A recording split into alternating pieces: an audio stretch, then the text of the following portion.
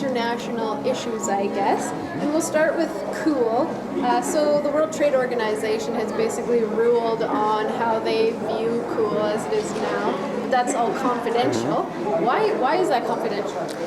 Yeah, so just a little under 2 weeks ago, the WTO gave its preliminary draft ruling, I guess, to the governments of Canada, Mexico, and the United States. And it is confidential. Now, in the past, these confidential rulings have been leaked, so they're usually pretty poorly kept secrets, but this time around, it's been a well-kept secret, what it is. So it's preliminary. It gives all three of the governments an opportunity to read through it. There's a process where they can give some feedback, maybe make some minor corrections to it. Usually not substantive corrections. And the final report will be given to the governments around the end of July.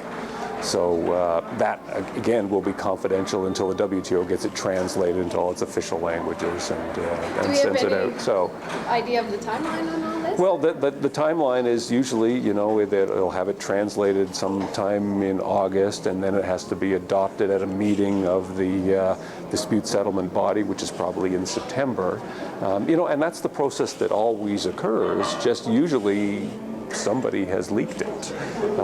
So we're not all usually on pins and needles waiting to know what it is, but so far they've been very good at maintaining the confidentiality. So once it becomes public, you mentioned that you believe that there will be an appeal no matter which direction. That would be usual. I wouldn't say that, I wouldn't entirely give up hope. We feel very strongly that it's going to be in our favor, which would mean there'd probably be the Americans that would feel that they may want to appeal it. But on the other hand, I would hope the Americans would finally say, you know what, we've lost this thing over and over and over again. We're not likely to win it on appeal. It's bad policy for the United States. It's costing American jobs. There's not enough cattle for the packing plants, and this makes it even harder for those U.S. facilities to get those cattle. Enough is enough. That would be my hope, that they would go through that logic and reason. You can make your own guess as to how likely that is to happen and whether they'll appeal it or not. But they will have that option to appeal it. And if they appeal it, that means they've got till sometime later in the fall to register that, and then there's a process which kind of gets you late into 2015 to get that appealed decision. So it could be sometime late in 2015 for the WTO to actually authorize Canada to retaliate. Yeah. Okay, so now over to CETA, I guess. You talked a little bit about the Hilton quota, right, which I just want to, because we've heard a lot about the dollars that this could mean for Canadian agriculture, but what is the Hilton quota, and give a background on how that's changed? Right. Well, the Hilton quota has existed for decades, and it's carved up in a lot of different ways. I don't know what the total value for all the countries is, but there's a piece of the Hilton quota that the EU gives to Canada and the United States. So it's 11,500 tons that we combine, that we share. And it's not so much for Canada, so much for the U.S. It's whoever can compete to use as much of it. But the problem is, it's at a 20% rate of duty. Not very much of it gets used. It has to be the hormone-free, so no implants, no beta agonists, and also we have challenges with packing plant approvals. So it's very costly, and the ability to ship the product just isn't there for 20% duty. But the key to CETA is getting our packing plants approved, and there's a lot of work that's happening on that regard. So if we can get our medium and large size packers approved, the U.S., we're going to get the Hilton quota not at 20%, but at duty-free, while the Americans are still at 20%. So if all those things actually happen, and the agreement is implemented, then I think we're very well positioned to get a very large portion of that 11,500 tons of the Hilton quota. So even though that's a quota that has existed, it's like new access because of the changing conditions on how it will operate.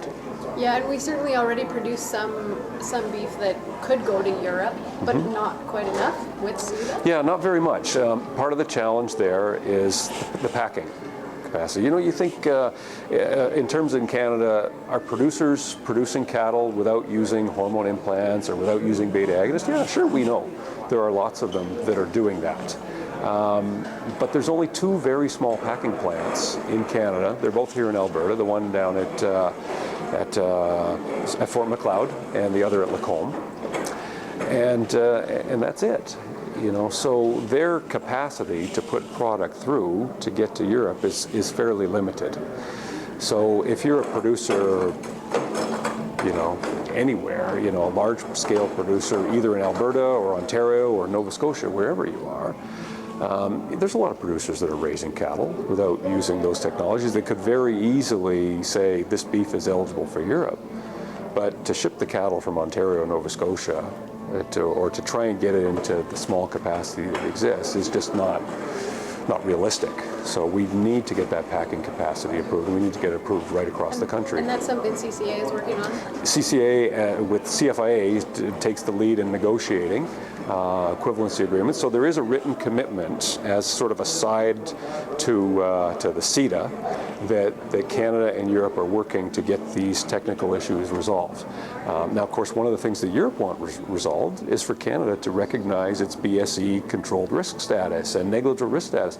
They've got 28 countries in the EU, and all 28 of them are either negligible risk or controlled risk.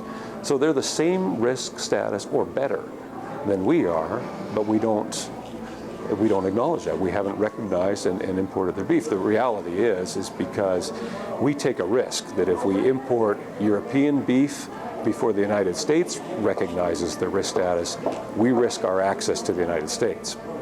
So that's recognized in all of this equation. And of course, it's sort of a quality. There's not a quality. This is the BSE. And the Americans are also working. Remember, a couple of years ago, they introduced their global rule, which is going to recognize, modernize USDA's system of BSE risk recognition. They're working through that process. So they are in the process of recognizing the risk status of Europe because they have their own negotiations that are going on. So it's a process that we have to work through.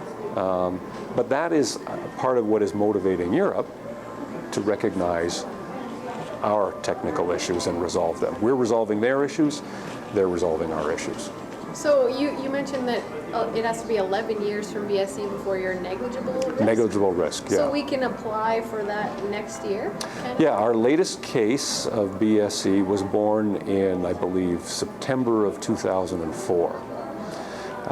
And the rules for moving from controlled risk status to negligible risk status, there's a number of criteria. Part of it is you get so many points for your surveillance, how many BSE tests you do, and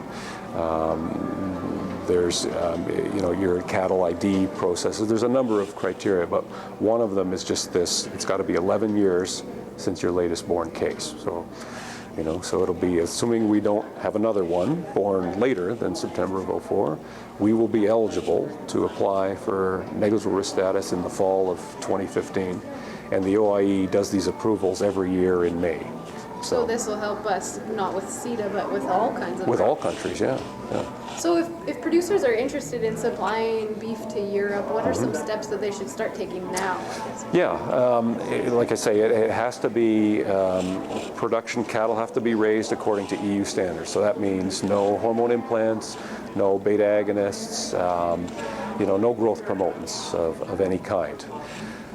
You have to have that all documented, which means you have to be raising your cattle on a premise that is operating under CFIA's Europe protocol. They've got a term for it, but shorthand, the Europe protocol. So what you want to do is have CFIA come to your premises, tell you what you need to do, look at it. They may say everything's perfect here and you're documented and you're good to go. They may tell you some things you have to change about the way you do it. I would say if you think that you want to produce for Europe, get started early. Get in touch with CFIA because these cattle have to be documented from birth and takes them, without the growth hormones, about 2 years to raise them. So think about 2015 calves coming. Before they arrive, you need to have your facility, your premises approved by CFIA. And if there's all of a sudden 2,000 producers wanting CFIA to approve their facilities in January or February of 2015, I can guarantee you they're not all going to get done in that time frame. So So call CFI early to have them come out, tell you what you need to do. Cool. John, thank you so much and good luck with Great. all these negotiations. Thanks, Deb. Yeah, there's a few things going on. Yeah. Great.